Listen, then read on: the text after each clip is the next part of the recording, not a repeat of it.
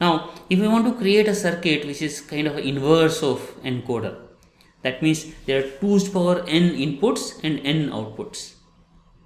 And we again, like decoder, we again assume that only one of the input is 1 at one point of time. Okay, so if there is only one input is 1 at one point of time, then what this encoder essentially means, this encoder will tell me which particular input is 1. Okay, so essentially what we are doing is we are saying that we have n inputs, all of them could be 0 or 1. Only, of course, only one of them is high at one time or active at one time. Now we want to see that out of those wires which one is 1. So, and that essentially means that we are giving some number to all of them, but they don't know these numbers are assigned to them. As a designer, we would require it. Okay, so I can write this is like I have these 8 inputs. I am taking again example of these 8 to 3 encoder. Now there are 8 inputs, and these 8 inputs, any one of them could be 1.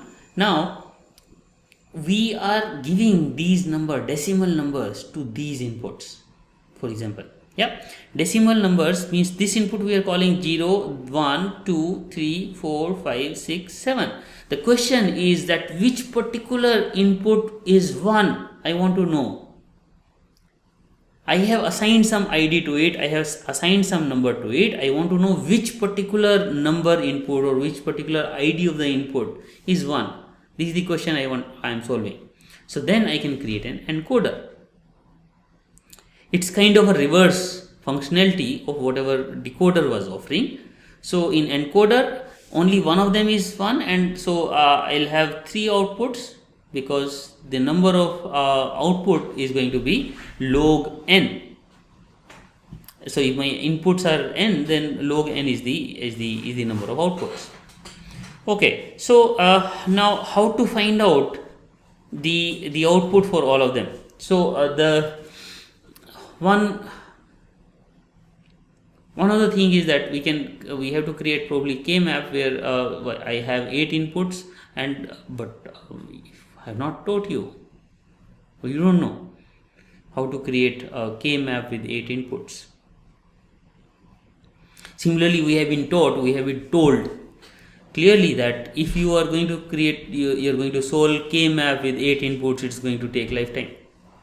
So how to do things? So here the good thing is that we know only one of them is 1 at one time.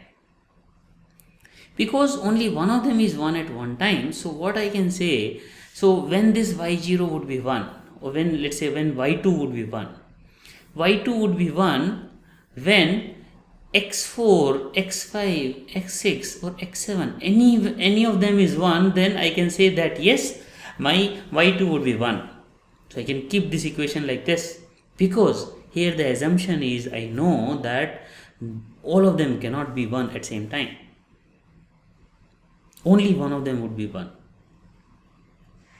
Similarly, for y1, I know that it would be 1 only if the condition is either x2 is 1 or x3 is 1 or x6 or x7 is 1.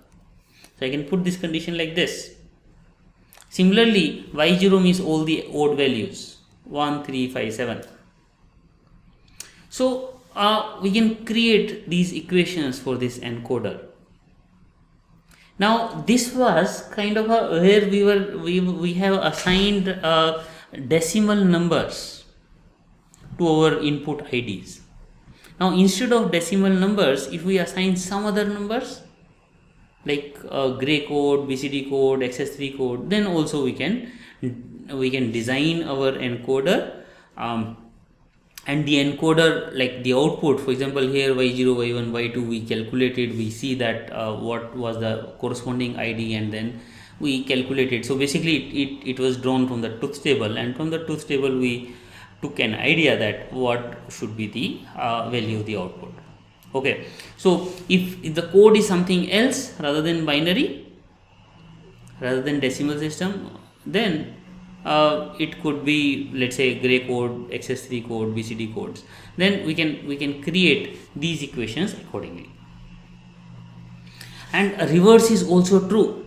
For example, these decoders, don't assume that decoder is always going to give us these decimal numbers 0, 1, 2, 3, 4, 5, 7, 8, 9, 10. It could be in terms of a gray code, or in terms of a XS3 code, or any other code. Correct? So this is quite a generic thing. Now these encoders, how and where do we use them? So one quick example could be a sort of an interrupt based system. So you can ask, what is interrupt? So interrupt means, let's say, you will see that whenever you plug in any particular USB device, computer get to know that this particular USB device is a Nokia phone, is a mouse, or is a keyboard. Similarly, in like some of you have done Arduino based design or Raspberry Pi based design. So there could be multiple devices which could be connected to your Arduino chip. Now, when we want to connect multiple devices, we should know which particular device is sending interrupt, or which particular device is one at a time. Then I will assign IDs to all of these devices, and we'll want to know finally that which particular device is seeking attention. Then we have to use such kind of encoders. There would be certain more applications. So based on the application, based on the problem statement, you can map that whether this problem looks like an encoder problem or not, and then you can do it. Now one more question here. So let's say, even for this interrupt based scenario, or even this scenario, what would happen if multiple of these inputs are 1? Correct. So you're saying that all of these inputs are connected to different devices, and one device would be independent of the other device. If devices are independent to each other, then how can we control that only one of the devices has to send 1? There is a possibility that multiple devices are sending 1. If multiple devices are sending 1, or essentially multiple inputs are high at one time, what should we do? We have to see that we have to take 1. So out of them, I have to encode one of them. That is clearly a good solution. So let's say out of these 8 inputs, 4, 5 and 7, all of them were 1. Which should I give as output? Whether 4 or 5 or 7.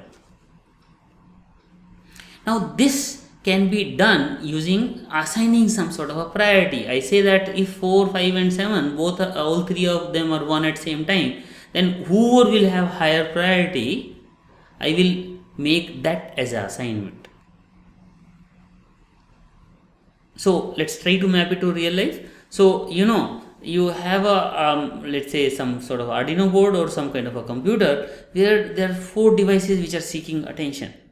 There is a computer, Arduino board, let me say it's a computer. Now you have a computer, or you have a processor chip. Now there are multiple devices which are seeking attention. Let me give you an example. One of the devices is keyboard. The another one is let's say printer. Okay, and the third one is a very high speed device. Okay, so which one should you give more preference? The one, because computer will work very fast, we are very, very slow. So whatever is slower probably could be given lower priority, and whatever is the faster one could be given higher priority. That could be one criteria. There could be other criteria also, that that this particular event or this particular device is the most important one. It cannot miss, it cannot wait for even a single cycle. In that case, that priority would be the higher one or highest one. So similarly, we can arrange those devices in that priority list, and we can say, let's say we say here that with the same example, so we say that, let's say this. So let's say x7 is the highest priority and x0 is the least priority. So the priority is set in the order, and if I have 8 devices, these 8 devices are connected in such a way that the highest priority device is connected to x7 input and the least priority device is connected to x0 input. Now my y0, y1, y2 can tell me that which particular device is 1. Okay, so here is one additional issue here, that what would happen if none of them is 1? If none of them is 1, then what would it encode into? In our 8 to 3 encoder, previously our definition was that at least one of them has to be 1. Here we are making an exemption to both of these conditions. More than one input could be 1. The other is also true that none of them could be 1. All of them could be 0. So because we are taking two conditions, so one could be solved by priority. We are prioritizing if more than one input is high, then we can solve it using priority. But if all of them are 0, then we have to have additional output. This output will say that at least one of them is 1. If all of them are 0, then this Z will also be 0. So I would require an additional output in this priority encoder case, or this additional output will also be required if there is a possible case in my 8 to 3 encoder that all of the input could be 0. Then I would require this additional output to confirm that yes, this is a case that when all of them are 0, which has a side meaning also. So as a side meaning, this means that this y0, y1, y2 is available or are the output only if Z is 1. If Z is 0, then they doesn't have any meaning. Okay, so sort of this would work as a unable for any of the input device for this 8 to 3 encoder. Okay, so now I want to design this circuit. How will I go about it? So then I need to write a truth table for this, and truth table would look something like this, which means that if x7, which has the highest priority, is 1 and my any other input is whatever it is, all of them could be 1, it doesn't matter. If x7 is 1, the output would be 1, 1, 1. Similarly, if x6 is 1, if x6 is 1 and x7 is also 1, then this will come into this case. So that means when x6 will take the output only if x7 is 0. And all of others could be don't care, that means they could be 1, they could be 0, it doesn't matter, then the output is going to be 1, 1, 0. Similarly, for x5 to be the output, all other could be don't care, but x6 and x7 has to be 0. Similarly, all other cases. So if all of them are 0, then my Z is also 0 and y0, y1, y2 is also 0. Actually they are don't care, but yeah, to make it simple we have said so. Now the output Z would be 1 in all other cases because at least one of the input is 1. Now if this is the scenario, then how will I write the function or expression for y0, y1, y2? In previous case, when I was designing 8 to 3 encoder where only one of the input was 1, then I make a OR statement and it was easy. But here many of these inputs are 1. I have to probably write a K-map sort of thing. Now there could be other method of solving it, but one of the state method is that we can create a Boolean expression directly from looking at the truth table. So for example, I want to write what is the Boolean expression for y2. So I can see when this y2 is 1, y2 is 1 in these 4 rows. So I can say that when this condition is 1, or when this condition is 1, or when this condition is 1, when this condition is 1, then y2 is going to be 1. So I can look at all the input in these last 4 rows and then create a Boolean expression for y2. So it would come something like this, that y2 would be 1. So this particular one will come if x7 is 1, and this particular one will come when x7 is 0. That means x7 is x7 bar and x6. Similarly, this one will come when x7 is 0, x6 is 0 and x5 is 1, equivalent to this expression. So this condition would be achieved when x7 is 0, x6 is 0, x5 is 0, x4 is 1. So I can write this expression for y2. So wherever 1 is there, corresponding to that, whatever are the input, based on that I have created these expressions. All these don't care because they are not going to impact my output, so I have simply left it.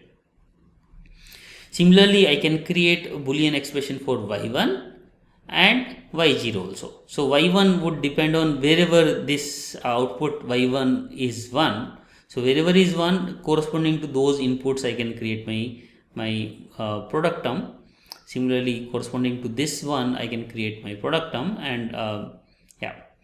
So it is not that it is only sum of product is possible, product of sum is also possible. Wherever I have 0, corresponding to those zeros I can create my Boolean function. What about Z? Z is if I can take a simple OR of all these x0 or x1 or x2 or x3 or x4 or x5 or x6 or x7. So all these ORs I can take to tell me that this is the expression for Z. So let me repeat. The way we are calculating these expression, because we don't know what we know that K maps cannot be solved for 8 variables, QM is also going to be difficult. Now from the truth table itself we have created the Boolean expressions. From the wherever the output is 1, wherever y2 is 1, so corresponding to that 1, what are the input combination that form one product term? So here it says, for example, this one is corresponding to this input expression. That means x4 has to be 1, x5 has to be 0, x6 has to be 0, x7 has to be 0. So that means this particular product term. And because all of these terms will not impact, so they will all become don't care. It's when inputs are at don't care, the implication is different. When output is at don't care, implication is different. So when input is at don't care, which means that it will finally get optimized away. The expression, so for example, this particular expression, this 4 1, so this expression, even this x3 value is 1 or 0, it is true that output is going to be this. So that means it will get optimized away. Finally, when we'll write a K-map or QM sort of method, then because x3 as well as x3 dash both are part of this input pattern, so it is going to optimize away. So that's why these x's have as a different meaning. Then if we have x or don't care condition at the output. Now similar to this, if there is any other priority given, we have to create a circuit for this. We have to optimize, we have to find out what would be the Boolean equations, and based on those Boolean equations we will try to design our expressions, and from there we'll get to know what is the output. Okay, so let's take one more example of this encoding. So this is also quite a popular thing in hardware. You will see that sometime we use this 7-segment encoder, 7-segment displays. So the 7-segment display will take some number as an input, and it will produce output which is a 7-segment. So 7-segment looks like something like this. It has 7 LEDs. In standard circuits, mostly there are 8 LEDs. The other 8th LED represent a dot here, so that we can represent any kind of a fractional numbers also. So let's still see it as a 7-segment. So in 7-segment we have these 7 LEDs. All of them we mark as some number, name A, B, C, D, E, F, G. Okay, using these 7 segments, you can see we can write all our decimal numbers. Basically 1, we can say 2, we can say 3, we can say 4, 5, 6, 7, 8, 9, 0, and even we can write A, B, C, D, E, F also. A we can write where D would be 0, D would be lit off, and all of them would be lit on. B is very similar to 8, so that's why instead of writing B in capital, we can use B in small, so that it can be distinguished easily. So in B we will lit only F, E, G, C and D, while whenever we writing 6, this B could also look very similar to 6, but in 6 we will have A also lit or enabled. So similarly we can write C also, we can write D. In D also, because D would again look like 0, so D also we can write in small, where B, C, G, E and D, all these would be lit. E also we can write, F also we can write. Correct? So G is one of the letter which cannot be written, but many other letters could be written. H is there, I and 1 again will have some confusion. So yes. So we can we can write either using only C or only E. So many such letters could be written using this 7-segment display. Let us say that this 7-segment display is used to display 10 digits we have, 0, 1, 2, 3, 4, 5, 6, 7, 8, 9. Then this is also sort of encoder, because all of these input would finally would lit any of these LEDs. Okay, so the input is let's say X, which is a 4-bit, X0, X1, X2, X3, and while writing the truth table I have written the number from 0 to 9. After 9, 10, 11, 10, 11, 12, 13, 14, 15, I would say that because we are considering only BCD numbers, then we can simply ignore them.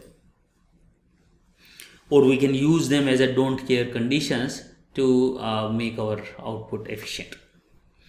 So if I want to, what this encoder will do, it will try to know what are the values of A, B, C, D, E, F, G. So basically these 7 values corresponding to my 4 inputs. Now all of these 7 inputs have to be decided one by one. So for example, I need to know what would be the value of A. So for A I need to see from 0 to 9 where A will be lit as will be on. Okay, so then I'll write the truth table for A. I know that it would be true for 1, true for 0, but for 1 it's not true. 2 also it is true, 3 also it is true, 4 it is not, because 4 would be something like this, A is not there. 5 also it is there, 6 also it is there, 7 also it is there, 8 also it is there, 9 also it is there. So if I know this, then I can create a 4 variable K-map, and then I can optimize for this A, and I would know how many how to convert into a sum product expression or product of sum expression. Similarly for other inputs also, let's say for G also I want to make, then I'll create similar truth table for G also. G is 1 for, it's not 1 for 0. For 1 also it is not there, for 2 it is there, for 3 it is there, for 4 it is there, for 5 it is there, for 6 also it is there, 7 it is not there, 8 it is there, and 9 also it is there. So this way for all these 7 segments I need to generate what the truth table, and for each of these segments I need to optimize, write a truth table, do K-map optimization, and then finally solve the circuit, so that I can have a optimized circuit for all of this A to G. So this is for BCD. This 7 segment, as I said, can be used for other numbers also, like hex numbers, and even some of the ABC or alphabetical numbers. This 7 segment can be used. Okay, so in summary, what we can say is that today we have seen how we have seen some variations about how decoders are designed, how decoders are used for hierarchical design, or how this enable input can make this decoder like a demultiplexer. We have also seen that how decoder can be used to design any generic circuit with help of an AND gate or an OR gate. And reverse functionality of decoder is encoder. We have seen this how to design encoders, and we have also observed that this decoder and encoder, although they are we have seen in this particular lecture as a binary numbers, but there could be some other encodings which are possible. So for different encoding, my circuit or my internal implementation of decoder and encoder would change. And if I am making any kind of a generic or any kind of a non-standard encoder or decoder, what I would do is I would try to identify what are my inputs, what are my output, what is the functionality, or I'll try to write a truth table. And if there are several outputs, then for each output I will see what are the input in my truth table, and corresponding to each one I can write sum of product expression, or for each 0 I can write product of some expression. So this SOP or POS can be finely, if we want to optimize it further, then we can optimize it using K-maps or Kuhn-McCleskey method, and which will give us an efficient result. That's all for today. We'll see you in the next lecture. Thank you very much.